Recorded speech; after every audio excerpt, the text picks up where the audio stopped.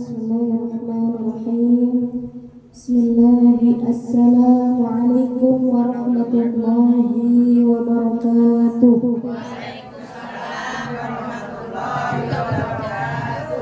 Bismillah, innal hamdalillah nahmaduhu wa nasta'inuhu wa nastaghfiruh wa na'udzu billahi min shururi anfusina wa min sayyiati a'malina. Man yahdihillahu fala mudilla lahu wa man yudlil fala hadiya lahu. Asyhadu an la ilaha illallah wahdahu la syarika lahu wa asyhadu anna Muhammadan abduhu wa rasuluhu la nabiyya ba'dahu amma ba'du. Faqala Allah ta'ala rabbi shrah li sadri wa yassir li amri wahlul 'uqdatam min lisani yafqahu qawli. Allahumma anfa'na bima 'allamtana wa 'allimna ma yanfa'una, amin amin ya rabbal alamin. Yang pertama-tama wabil khusus yang saya hormati keluarga Sofibul Bait, keluarga Bapak Juju dan Ibu Sri Muhtari, kemudian yang sama-sama kami hormati Ibu Ketua Majelis Ta'lim Al-Muhsinin, Ibu Neng Rodiah beserta kerabat kerja, kemudian yang saya muliakan guru kita bersama Al-Mukarramah Ustazah Laila Ummul Jamilah, yang mana beliau sendiri pada hari ini sedang kurang fit ya, jadinya belum bisa hadir di hadapan kita. Kemudian ibu-ibu yang hadir pada malam ini, insya Allah kita semua senantiasa dalam rahmat Allah Subhanahu wa Ta'ala. Puja serta puji syukur kehadirat Ilahi Rabbi yang mana telah mengantarkan kita, membekali kita dengan keluasan nikmat, di antaranya nikmat iman wal Islam, kemudian nikmat sehat wal afiat, dan selebih-lebihnya nikmat panjang umur, sehingga kita dapat berjumpa, bersua dan bersilaturahmi kembali di majelis yang mulia ini.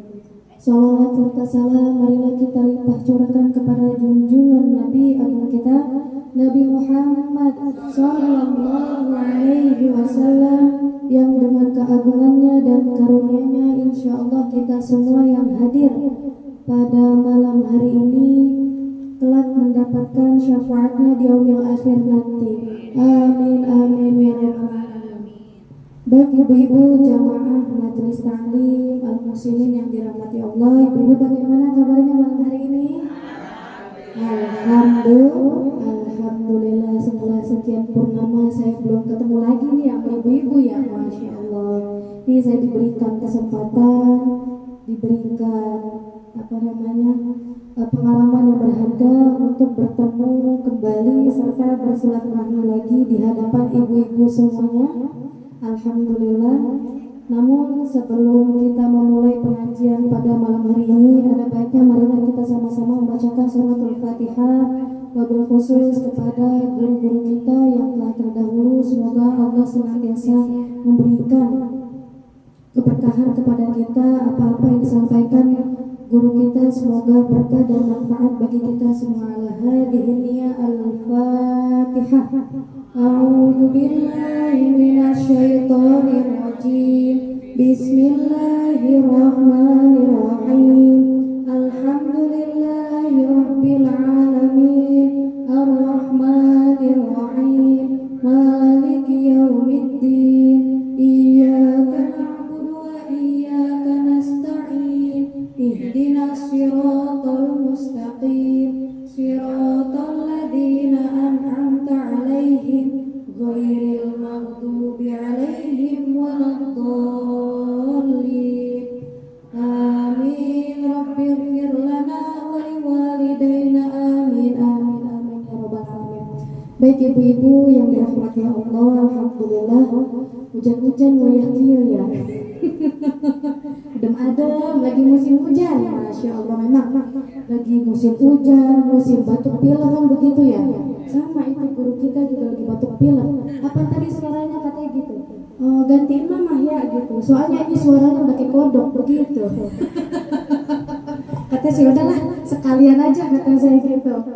Baik ibu-ibu, insya Allah sedikit yang saya sampaikan terkait dari sebuah hadis, yaitu qala Rasulullah sallallahu alaihi wasallam, idza mata ibnu adam in qata'a amalu illa min salasin shadaqatin jariyatin au ilmin yuntafa'u bih.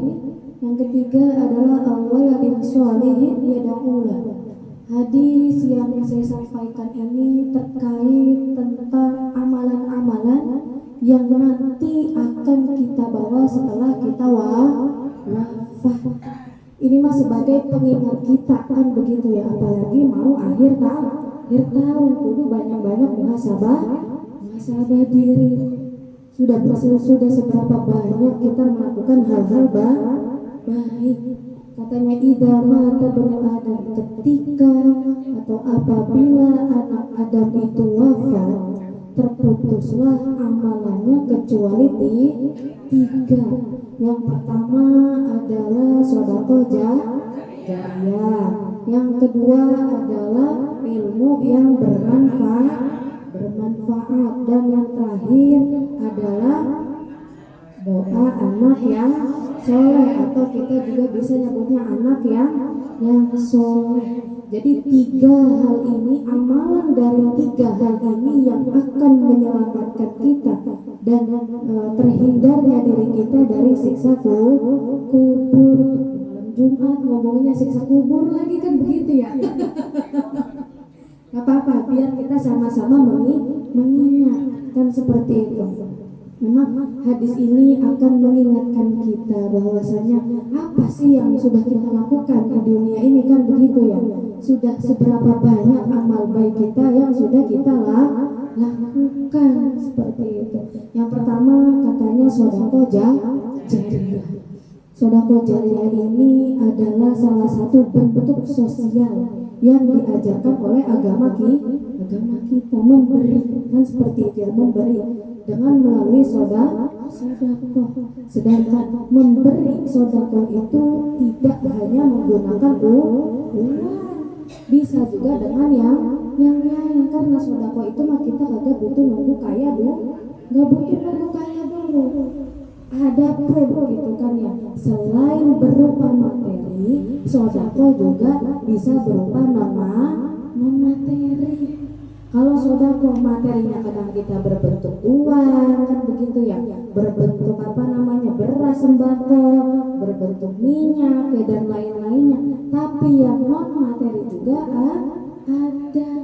Misalkan kita nggak punya uang, nggak punya bahan sembako kan begitu, kita bisa dengan menggunakan yang lain. Bahkan Rasulullah SAW juga bersabda bahwa kullu sulami minan nasi shadaqah, kullu yawmin tatla'u fihi syamsu ta'dilu baina shadaqah wa ta'inu rajul fi dabatihi fatahmilu 'alaiha aw tarfa'u 'alaiha mata'uhu shadaqah wal kalimatu thayyibah shadaqah wa bi kulli khatwatin tamshiha ila salati shadaqah wa tumitul ada'anit tariqis shadaqah.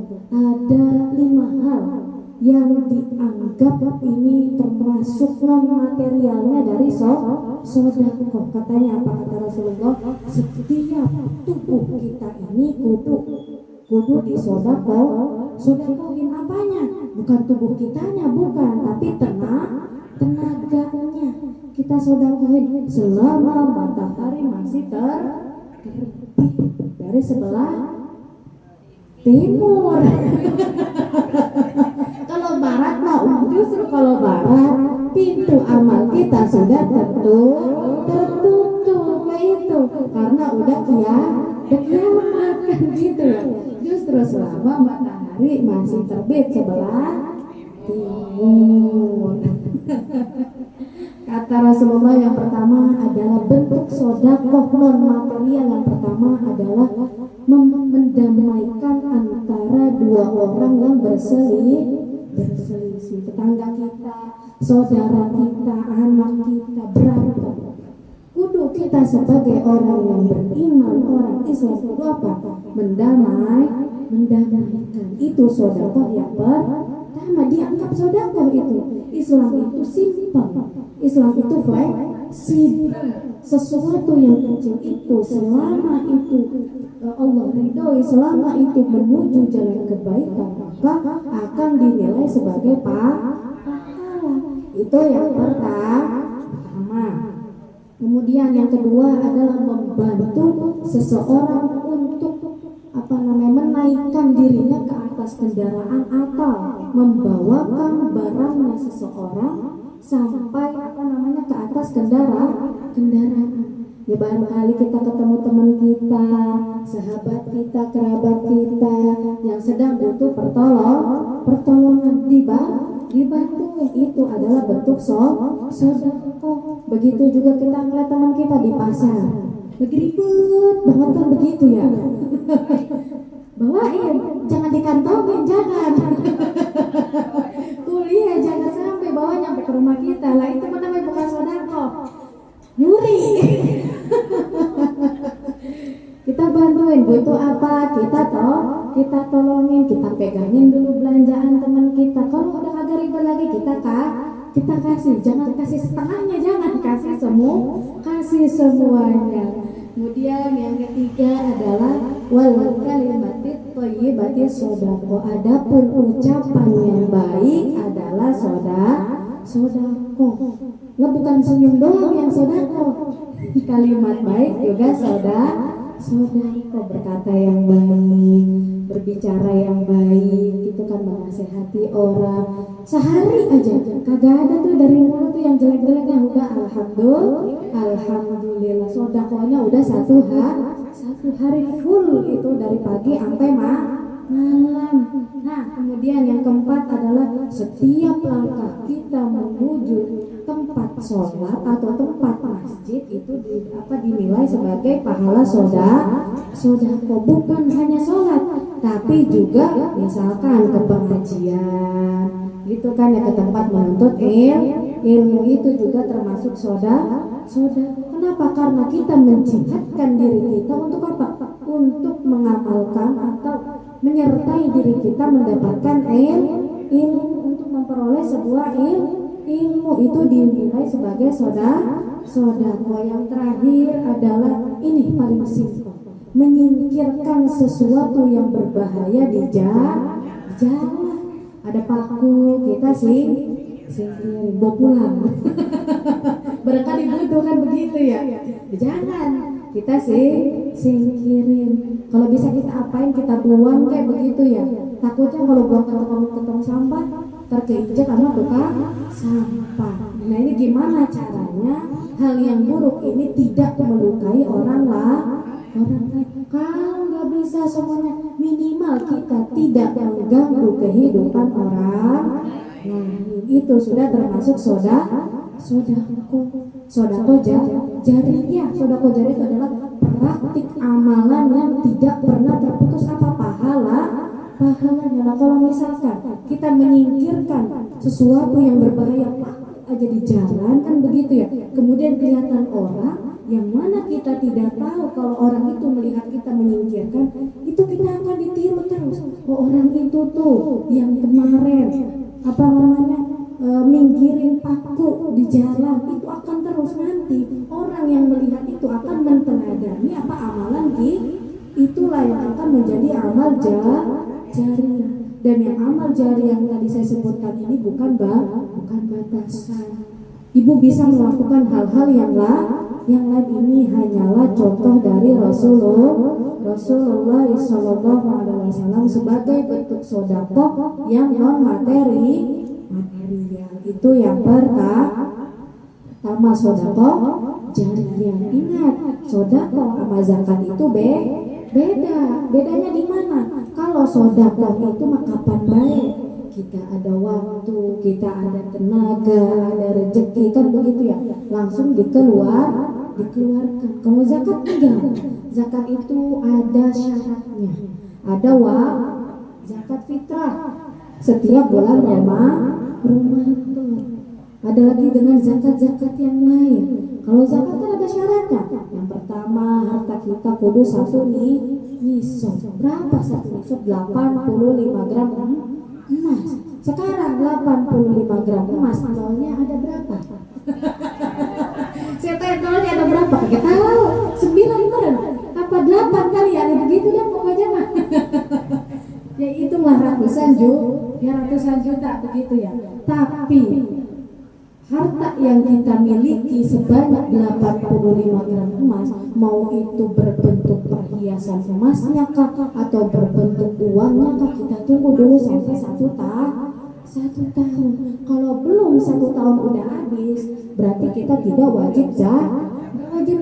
Kita tunggu dulu selama 1 tahun. Ini duit masih utuh selama 1 tahun, nilainya bahkan malah makin bertambah. Nah itu yang kudu kita zakatin. Untuk apa? Untuk membersihkan harta kita dari hal-hal yang syubhat, dari hal-hal yang memang ada milik orang lain. Berapa? 2,5%. Nah itulah bedanya antara zakat dan sedekah. Kemudian yang kedua tadi dari hadis Nabi adalah al-ilmu yuntafa'u bi, ilmu yang bermanfaat. Memang Allah Subhanahu wa taala juga sudah menegaskan di dalam Al-Qur'an, yarfa'illahu alladhina amanu minkum walladhina utul ilma darajat. Allah akan mengangkat orang-orang yang ilmu apapun, mau itu ilmu agama, tapi memang yang diunggulkan menurut pandangan ulama adalah ilmu agama. Kemudian yang kedua ilmu apapun, ibu-ibu mau punya ilmu masak kan begitu ya, ilmu ngoprek kipas angin kan gitu. Ada ibu-ibu yang bisa ngoprek kipas angin bener? Bisa ya, saya bisa. Si bang cuci doang mah ya. Masaknya kita mau bisa ngebayar kayak gitu ya, bagian yang bersihin mas suami kita gitu. Ya saya bisa tibang bersihin kita, tibang. Jadi sebenarnya ilmu apapun ini, makanya banyak sekali keutamaan dari orang yang berilmu. Kita punya ilmu masak, kasih ini caranya masak sayur asin yang enak kan gitu ya. Nah sekarang kan udah ada Facebook, tulis deh di Facebook gitu. Ibu yang pada punya Facebook pada. Kalau kan nulis di apa WhatsApp, nah ini mau ke WhatsApp tidak semua. Nulis di WhatsApp kan gitu ya, saling sharing, saling memberitahu, mengingatkan pada kebaikan. Ilmu apapun yang penting bermanfaat. Ilmu kalau kita punya ilmu tapi tidak bermanfaat, artinya tidak bisa menyampaikan ilmu itu kepada orang lain. Ancamannya Pak, Allah akan menyiksanya di neraka. Ya, seperti itu. Makanya ini adalah salah satu ujian bagi orang-orang yang berilmu. Orang yang berilmu itu diberikan niscaya oleh Allah, diberikan anugerah oleh Allah ilmu yang berkah. Tapi kalau tidak disampaikan, nah ini akan menjadi ujian bagi orang yang memiliki ilmu. Nah, seperti itu. Punya ilmu masak, kita kasih tahu. Ini caranya bikin soto mie Bogor yang enak kan gitu ya. Terus abis itu orang yang nonton mengamalkan apa yang kita berikan. Akhirnya orang yang nonton mengamalkan apa yang kita berikan, dimasakin sama dia tadi resep-resep dari kita. Kemudian ketika dia ngasih ke suaminya, dibilang haji bu, mantap bu, maknyos, masak lagi. Nah itu kan, itu menjadi ilmu yang bermanfaat buat kita. Berikut juga sedekah jariah bagi kita sebagai istri. Nah kan begitu ya, gampang banget ilmu masak doang gitu kan. Apalagi ditambah dengan ilmu agama yang bagian kita kan bisa ibu status ya. Apa tuh namanya, pagi-pagi zikir pagi kan gitu. Saya biasanya kita salah ngeliat ibu-ibu wali murid saya tuh Jangan lupa zikir paginya hari ini, masya Allah. Itu termasuk apa? Amal jariah, mengingatkan kita kepada kebaikan, termasuk juga ilmu yang bermanfaat. Zikir yang dia punya dia sampaikan di dalam sosial media. Untuk apa? Agar kita lebih dekat kepada Allah. Itu yang kedua. Setelah sedekah jariah, kemudian ilmu yang bermanfaat. Yang ketiga adalah waladun sholihun yad'ulah, anak yang soleh yang mendoakan kedua orang tua. Inilah yang menjadi cita-cita kita saat ini, memiliki anak yang soleh. Kalau udah soleh itu mencakup semuanya, rajin sholat kan gitu ya, rajin puasa, minimal rajin sholat 5 waktu. Kenapa? Karena anak sekarang itu kalau jadi rajin jadi ledekan, kayak gitu. Rajin banget sih, soalnya ngajar di sekolah. Waktunya sholat, ada yang langsung sholat, ada yang jajan dulu ya. Karena kita tidak bisa menyalahkan dua-duanya kan gitu ya. Daripada entar lagi sholat kelaparan kan begitu. Jawaban anak sekarang begitu. Kenapa nggak sholat dulu gitu? Enggak bu, kalau sholat dulu nanti saya nggak fokus sholatnya gitu. Ntar saya kelaparan gitu ya. Dadah makan dulu kan begitu ya. Nah giliran yang sholat duluan diledeki. Cie, sholat duluan, masya Allah, taat kepada Allah. Jadi apa? Anak-anak kita pada itu bu, masa saya soleh aja diledekin. Akhirnya hal itulah yang menjadikan dia enggan untuk berbuat baik, untuk sholat tepat waktu. Kudunya mah jangan biarin, mau sholat gitu kan, mau makan gitu kan, yang mau istirahat dulu istirahat. Seperti itu. Karena memang kata guru saya begini, ketika orang tua kita udah wafat seperti itu, sudah masuk ke alam barzakh, kan setelah alam dunia masuk ke alam barzakh, itu setiap nih malam Jumat ini namanya malam Jumat, itu yang namanya orang tua nungguin kita, gitu. Karena ruh itu ada dua, ada ruh yang namanya mu'annamah, ada yang namanya mu'adzabah. Mu'annamah itu adalah ruh yang diberikan kebebasan oleh Allah berupa nikmat yang diberikan, terserah dia mau apa aja dikasih sama Allah. Kemudian yang paling beruntungnya dari ruh yang al-muna'amah adalah ruh yang diberikan kebebasan untuk berkunjung ke rumahnya, ke rumah saudaranya, ke rumah keluarganya. Itu ditungguin setiap malam Jumat. Namanya malam Jumat, dalam bahasa Arab Jumu'ah itu artinya berkumpul, baik itu yang sudah wafat maupun yang masih hidup. Makanya itulah yang diinginkan oleh orang tua ketika memiliki anak yang mendoakan. Karena apa? Orang tua tuh senang, misalkan kucuk-kucuk datang malam Jumat ke rumahnya, dilihatin anaknya ngedoain apa enggak, nanti dia bakal pulang lagi ke alam barzakh bawa oleh-oleh apa kagak ini dia gitu. Itu yang ditunggu oleh orang tua. Makanya minimal seminggu sekali baca Yasin. Baiknya memang setiap hari habis maghrib dibacain, tapi minimal seminggu sekali. Itu yang akan menyelamatkan orang tua kita dari yang namanya siksa kubur. Jadi itu adalah apa yang namanya sir dari malam Jumat. Itulah yang menjadi cita-cita kita sebagai orang tua untuk mendapatkan anak yang soleh dan solehah seperti itu. Wallahu a'lam bishawab. Baik ibu-ibu yang dirahmati Allah, semoga sedikit yang saya sampaikan berkah, bermanfaat dan maslahah bagi kita semua. Amin amin ya rabbal alamin. Baik ibu-ibu, astagfirullahaladzim. Allahumma sholli ala sayyidina Muhammad wa ala ali sayyidina Muhammad. Allahumma sholli ala sayyidina Muhammad wa ala ali sayyidina Muhammad. Allahumma sholli ala sayyidina Muhammad wa ala ali sayyidina Muhammad ya maulana ya ma'bud.